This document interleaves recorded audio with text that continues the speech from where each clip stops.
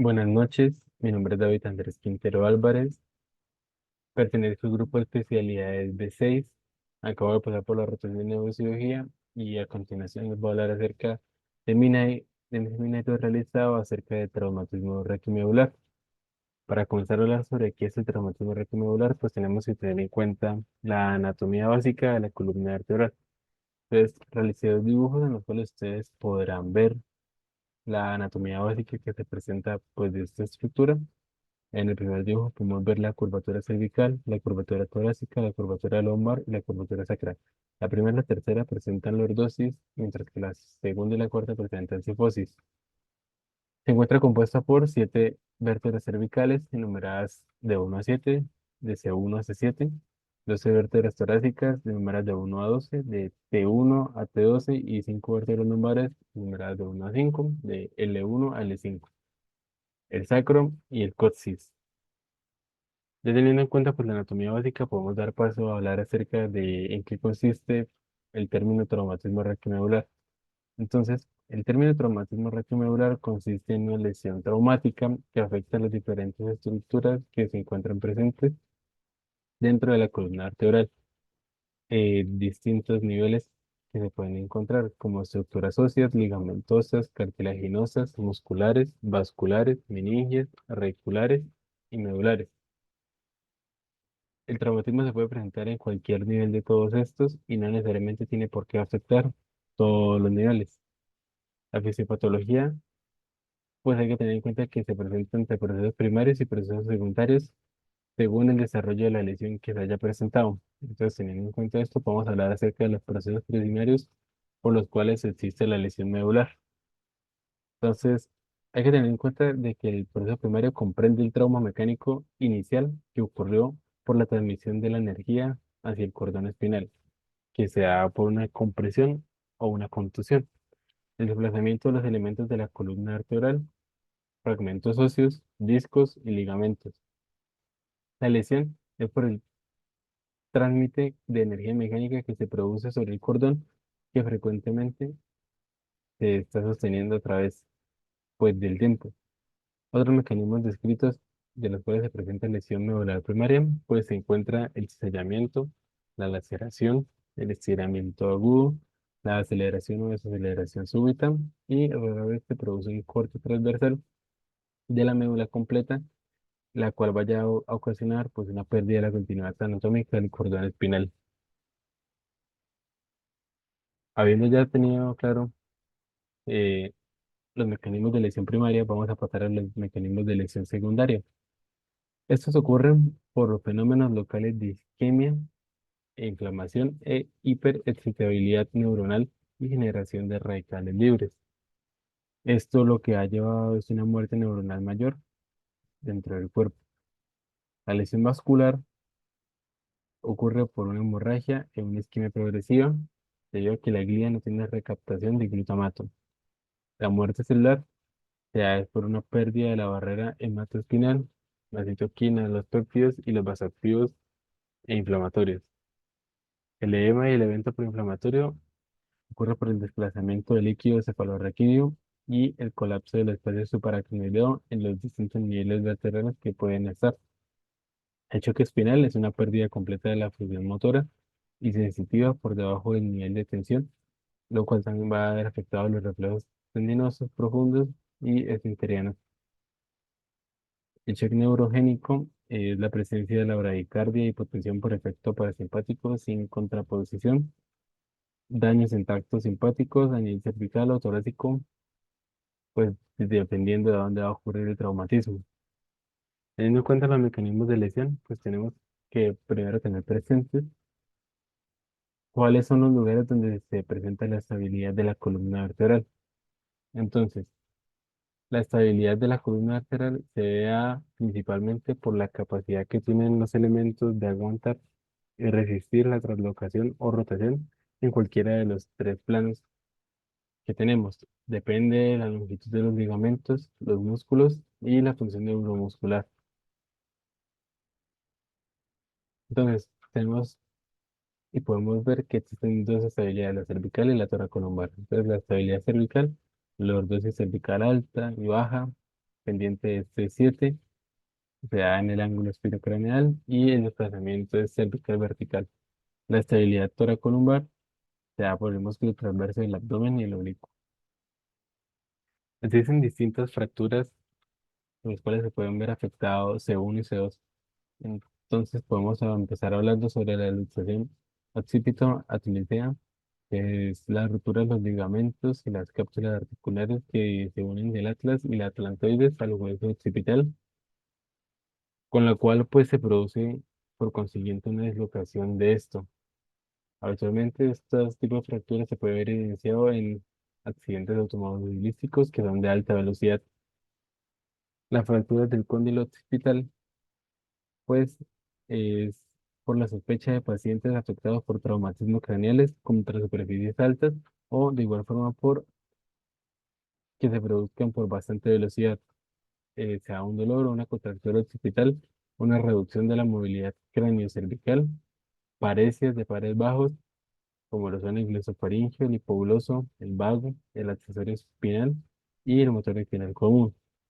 De igual forma, estos pacientes pues, van a presentar hinchazón, hematoma, en pares blandos retrolaringeos, vértigo, nistagmo y o pueden presentar de igual forma tortícolis. Ahora, continuando con esto, vamos a hablar acerca de la luxación rotatoria atlazoidea, pues primero es causada por un trauma. Entonces, un ejemplo de esto es un trauma como en el gimnasio, que se produce por la rotación sagital del tronco en el transcurso de trastornos respiratorios, como la enfermedad de Grisel. La cabeza se encuentra rotada hacia el lado, estando esta volteada hacia el otro lado. Entonces, pues, como consecuencia, pues, el paciente no podrá rotar la cabeza hacia el lado que quiere y eso se puede asociar debido a un espasmo intenso del músculo esternocleidomastoideo medial en el momento de la rotación. Cualquier intento que intente el afectado para, pues, restablecer la posición normal de la cabeza va a provocar un intenso dolor cervical y no va a servir para nada. Ahora, siguiendo, vamos a hablar acerca de la ruptura aislada del ligamento del atlas, el ligamento transversal del atlas. La luxación atlazoidea, pues, se produce por una separación entre la parte anterior del atlas y la apófisis odontoides, superando los 3 milímetros en adultos y los 5 milímetros en niños. Esto va a ocasionar un dolor cervical bastante severo. Ahora, continuando, vamos a encontrar que se puede producir las fracturas del atlas, que estas tienden a tener un factor de prevalencia entre el 4 y el 15% de total de las fracturas cervicales combinadas con lesiones sobre las masas o los arcos de esta vértebra. Son lesiones que fueron clasificadas por primera vez por Jefferson en 1920. Existen 7 tipos que casi nunca presentaron síntomas neurológicos de estos pacientes, solamente dolor cervical y limitación de los movimientos de la cabeza, dolor suboccipital o anestesia o neurología occipital. Se produce una orientación diagnóstica a través de las imágenes, entonces teniendo en cuenta las neuroimágenes como la radiografía simple de C1 o el TAC. Ya habiendo hablado de todo esto, podemos darnos cuenta de que, pues, la columna cervical alta es donde recae el mayor porcentaje de lesiones traumáticas de todos los tipos existentes. Al conocer este dato, pues ya podemos empezar a clasificar las lesiones y entre esas tenemos la clasificación de Hankman, que es una fractura del ábside o una fractura del ahorcado por accidentes de tránsito o accidentes que se produzcan debido a altas tensiones de energía, pues en el momento de la lesión. Tipo 1. En el tipo 1 se habla sobre el mecanismo de hiperextensión y la carga axial sin daño a ligamentos o al disco. Habitualmente entre C2 y C3 ocurre el 28%. Por mecanismos de hiperextensión y carga axial, seguido por flexión y compresión. Entonces vamos a tener que se va a producir un desplazamiento entero del complejo occipito C1, C2 con un porcentaje del 55%. Y el tipo 3 es una flexión y compresión que se produce debido a la luxación facetona de C2 sobre C3 con desplazamiento anterior y angulación severa de 9,6%. Ahora, vamos a hablar sobre las fracturas de apófisis o ontoideas. Pues, las fracturas de apófisis que se van a ocurrir actualmente en la base del cráneo, que la odontoides es inestable y peligrosa. La fractura tipo 1 del cuerpo vertebral de la apófisis odontoides, la tipo 2, que es la que donde se cruza la base de la odontoides, donde ésta se une al cuerpo látex, y la tipo 3, la fractura se extiende al cuerpo látex. Las clasificaciones de las fracturas supracolumbares se van a dar por compresión, distracción o multidireccional con translocación. Entonces, la primera, la compresión, se va a dar por impactación, por cervical o por estallido, dependiendo pues, del tipo de lesión que se presente. Por distracción vamos a hablar acerca de si a través de los tejidos blandos, a través de los arcos posteriores o a través del disco anterior, en este caso pues de la espondilitis. Y multidireccional con translocación, vamos a tener en cuenta el tema de si es anterior-posterior para considerar una dislocación, si es lateral o si presenta una rotación.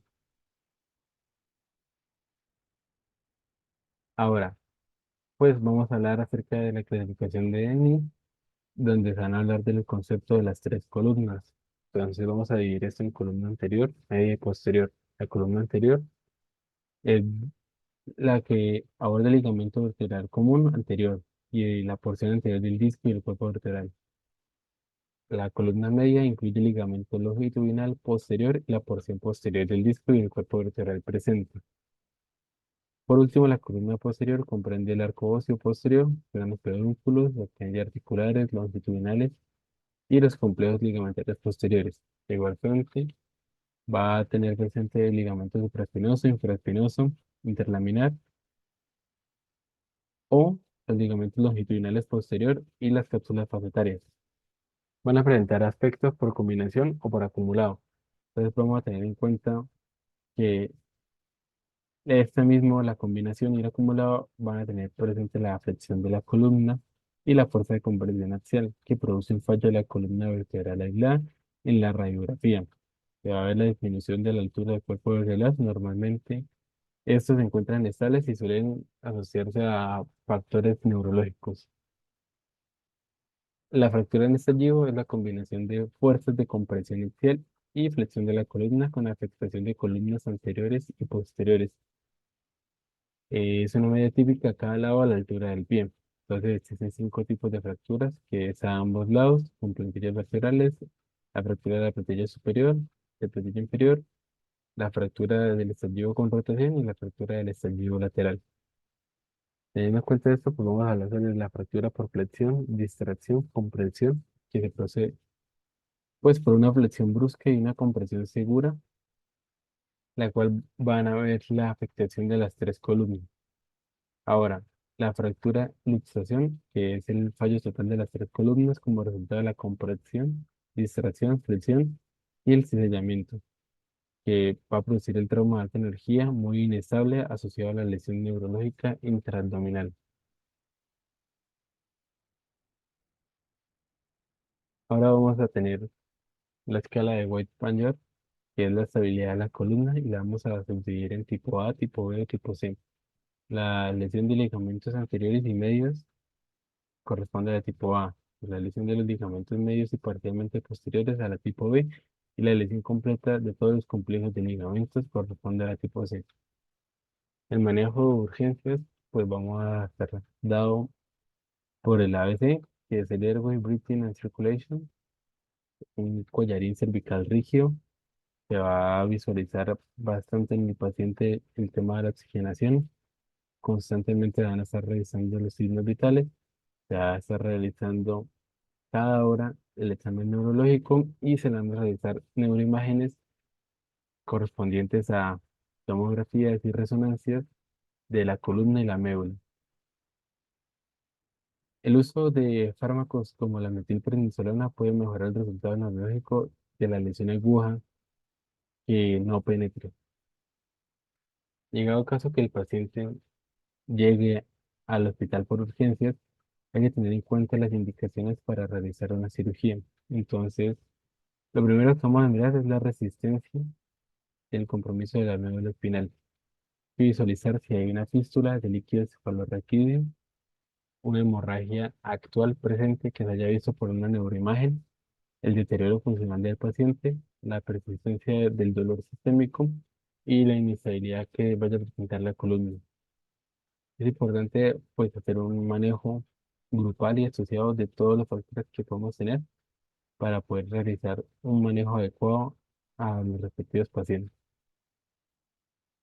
Muchas gracias.